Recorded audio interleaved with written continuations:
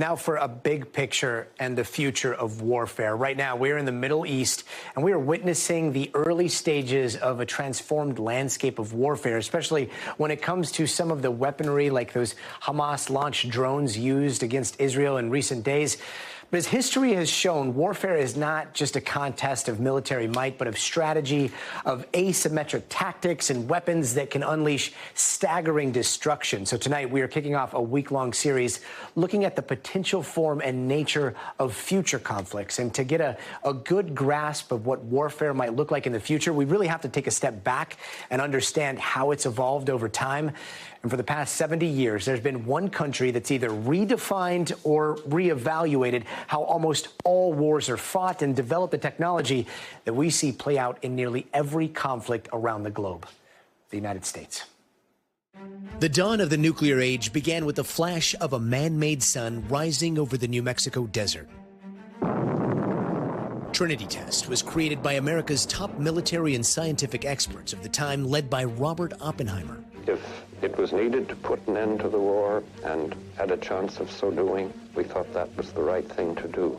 At that time, the war doctrine became the first with the bomb held the ultimate threat: total annihilation.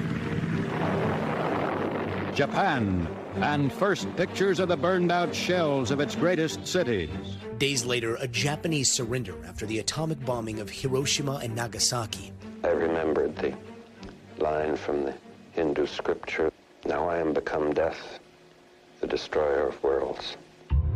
The bombs that ended the war sparked a nuclear arms race for hydrogen bombs, equal to 10 million tons of TNT.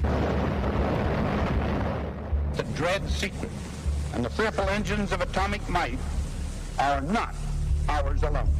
The secret is also known by the Soviet Union. The Chinese exploded on target a nuclear weapon carried by a guided missile. With that explosion, China narrowed the nuclear gap between itself and the Soviet Union and the United States. And nuclear-powered aircraft carriers and submarines followed. In a nuclear war, the decisive battlefield could be not on land or in the air, but here, underwater.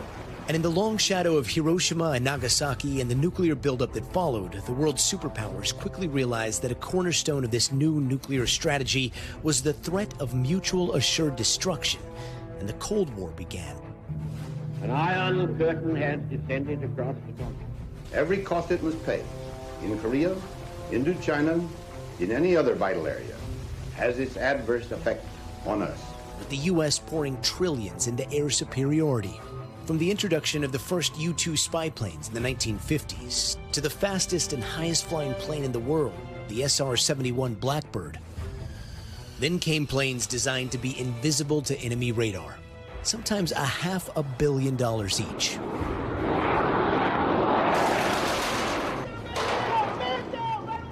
But over the last century, U.S. soldiers have seen combat in all its forms. There are covert raids.